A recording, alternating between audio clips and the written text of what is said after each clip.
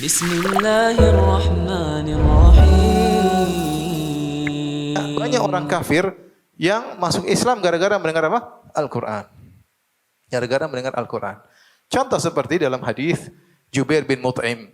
Jubair bin Mut'im radhiyallahu anhu ketika masih musyrik, dia pernah datang ke kota Madinah, kemudian kebetulan Nabi SAW lagi baca surat At-Tur.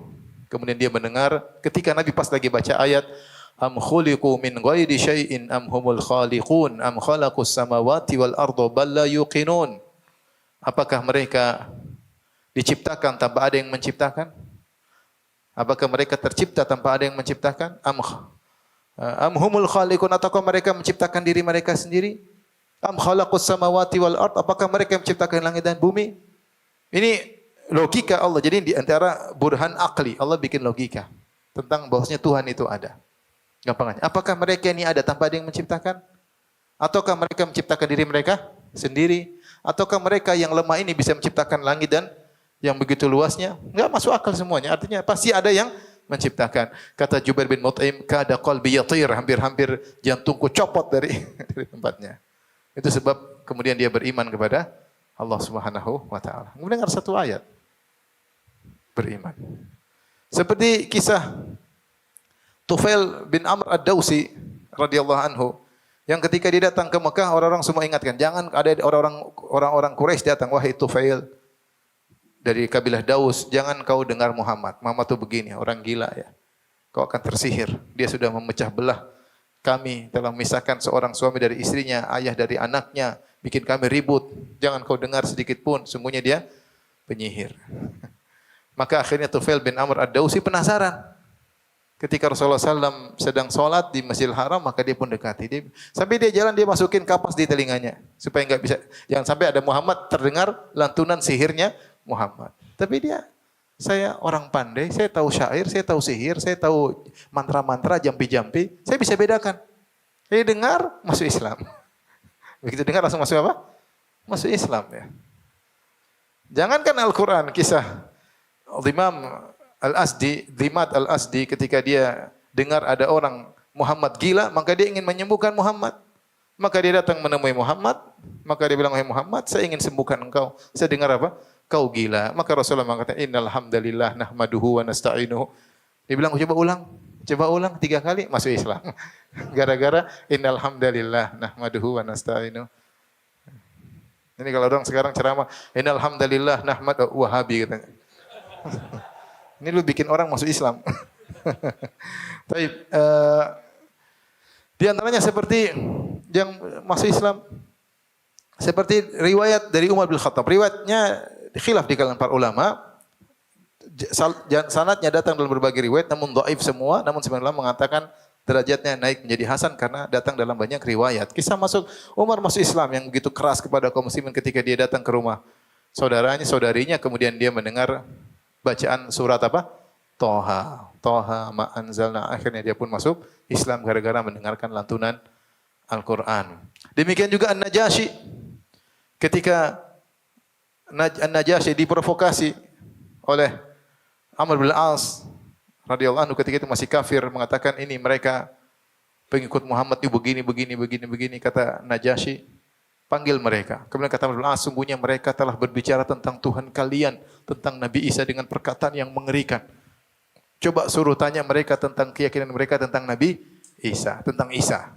Jadi provokasi yang tepat ya. Orang paling mudah terprovokasi kalau akidahnya di korek-korek ya. Jadi kata Amr bin Al-As, wahai ayuhal malik, wahai sang raja, sungguhnya ini kaum mereka berkata tentang Isa perkataan yang buruk. Akhirnya dipanggillah Ja'far bin Abi Thalib, kemudian Ja'far bin Abi Thalib kemudian disuruh baca apa yang didatangkan kepada Nabi Muhammad SAW, maka dia pun baca kisah Nabi Isa dalam surat Maryam. Ya.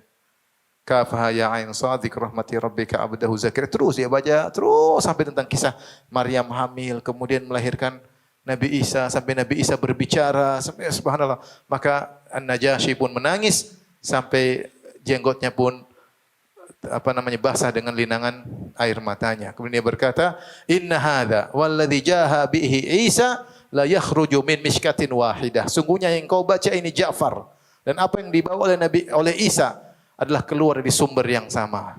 Datang dari sumber yang apa? Yang sama. Dan kemudian dia masuk Islam. Gara-gara itu dia masuk Islam, namun Raja Najasyi menyembunyikan Islamnya. Sehingga orang-orang tidak tahu, dan ketika dia wafat, maka Rasulullah SAW pun sholat gaib. Karena tidak ada yang menyolatkannya ketika dia di sana, karena dia menyembunyikan apa? Islamnya. Tapi dia masuk Islam gara-gara apa? Gara-gara dengar Al-Quran. Ya. Demikian juga jangankan bahkan orang-orang kafir pun terpengaruh dengan Al-Quran. Datang dalam riwayat, ya, 3 orang pembesar orang kafir Quraisy, kalau tidak salah Abu Sufyan, Abu Jahal, dan Al-Akhnas kalau tidak salah, 3 orang. Mereka sebelum subuh mereka datang ke rumah Nabi untuk dengar bacaan apa? Al-Quran Nabi Shallallahu Alaihi Wasallam. Rasulullah salat malam, mereka dengar. Akhirnya ketika mereka pulang, ketika sudah terbit, sudah agak terang, mereka saling ketahuan, loh, kamu dari mana? Ternyata sama-sama dengar apa? Bacaan Rasulullah SAW. Kata mereka, besok kita jangan dengar lagi, enggak boleh. Akhirnya besok ternyata mereka, setiap orang menyangka yang lain tidak datang. Ternyata sama-sama dengar. Sampai 3 hari. Ya.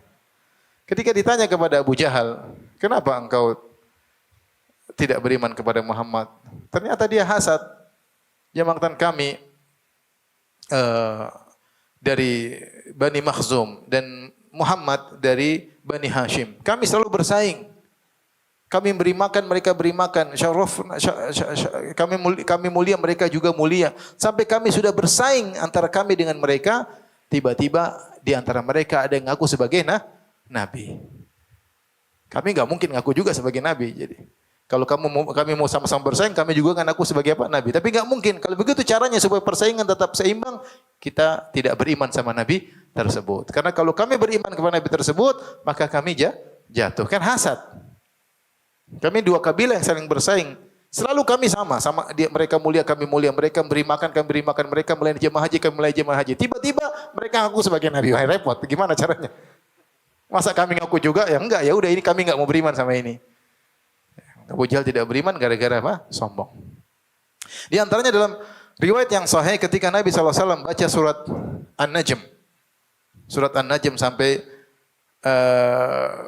afa bihadzal hadithi antum mudhinun. Bukan kata Allah Subhanahu wa taala, apa namanya? Di akhir ayat ya. Wa tathakuna wa la tabkunu antum samidun fasjudillahi wa'budu. Kemudian Rasulullah ketika membaca akhir surat An-Najm, Rasulullah SAW sujud. Ternyata orang musyrik juga ikut apa? Sujud. Mereka terbawa. Mereka dengar Rasulullah baca surat An-Najm dari awal. Ketika sampai di akhir surat, afa bihadzal hadithi wa tadhakuna wala tabkun wa antum samidun fasjudillahi wa'budu. Sujudlah, maka mereka juga ikut sujud. Artinya mereka terpengaruh dengan ayat-ayat yang dibaca oleh Nabi SAW meskipun akhirnya mereka mengingkari.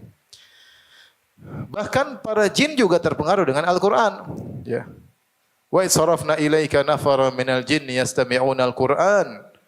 Falamma hadaruhu qalu ansitu falamma qudiya wallau ila qaumihim munzirin qalu ya qaumana inna sami'na kitaban unzila min ba'di Musa musaddiqan lima baina yadayhi yahdi ilal haqqi wa ila tariqim mustaqim. Ketika sekelompok jin mendengarkan ayat-ayat yang dibaca oleh Nabi sallallahu alaihi wasallam dalam salat malam Nabi sallallahu alaihi wasallam, mereka bilang, diam, dengar. Mereka dengerin. Tatkala Nabi selesai baca, mereka segera pulang sampaikan kepada kaum mereka. Mereka beriman langsung jadi dai. Wahai kaum mana, sungguhnya kami telah mendengar, wahai kaumku, kami telah mendengar ayat-ayat yang turun setelah Nabi Musa yang menakjubkan, yang menunjukkan kepada jalan yang lurus. Ya qaumana ajibu da'i Allah wa aminu bih. Wahai kaumku, penuhilah seruan Nabi Muhammad SAW dan berimanlah kepadanya. Ya. Qul uhiya ilayya annahu istama'a nafarun minal jinni faqalu inna sami'na qur'anan ajaba.